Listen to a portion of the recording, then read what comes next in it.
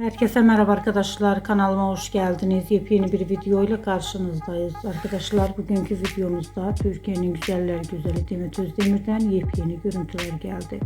Demet Özdemir'in arkadaşının doğum gününden olan yepyeni görüntülerini sosyal medya hesabından paylaştı. Ben de bu görüntüleri sizler için YouTube kanalımda video halinde sunuyorum arkadaşlar. Umarım beğenirsiniz.